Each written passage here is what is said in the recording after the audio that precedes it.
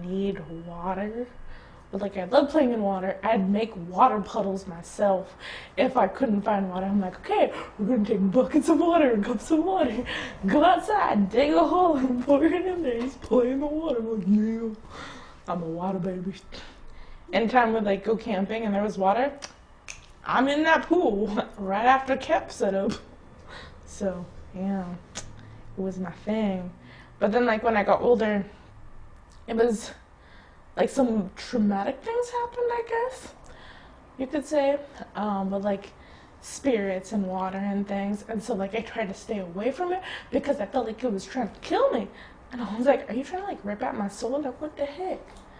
No, so me and my aunt, I won't describe which aunt because I have so many. We went to the water and we were talking with like spirits and stuff. And next thing I know, I like walked away from the water a little bit, and it felt like my whole inside like got ripped. And I was like, why do I feel like I just I don't know how to describe it. It's like you lose your air, but like you felt like half your body wasn't there, but like you weren't numb. You just didn't feel it. And so I like looked behind and I saw myself, but like a spirit self, you know, like you could see yourself, like you're looking in the mirror, but I'm like, that's me, 3D, but I'm in my body, but I see my body. So I was like, okay. So I went back. It was like a big, huge, like, hand, so to speak, that was like out of the water, that was just holding on to it. I'm like, is it trying to kill me? And like that was the first time that like triggered me, and I was like, nope. So like my aunt had to help me walk away, and we had to like walk super slowly through these like holy doors is what I call them, because they look like door gates. But you had to like close each one of them, and like the hands getting stuck in each one. And then finally it like released me after I was a good, 80 yards away from the water.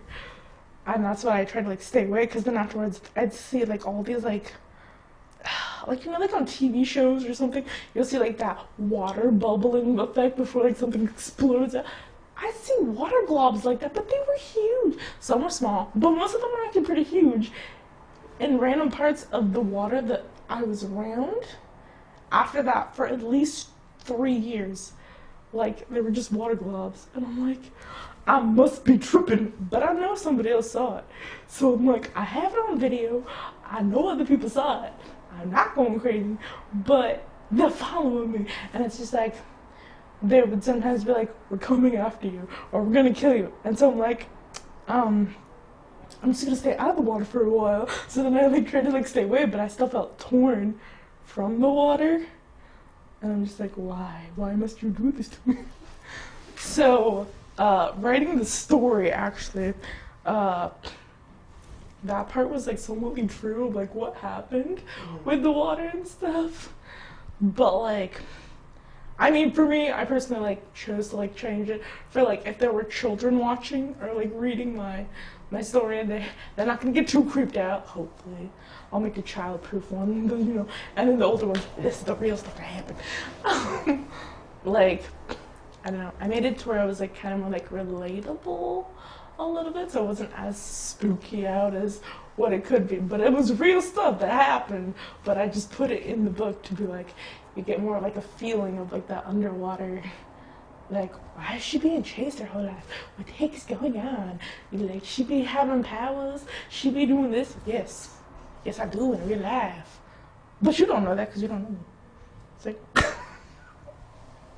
Yeah, that's my thing. It's my spiel. Any questions?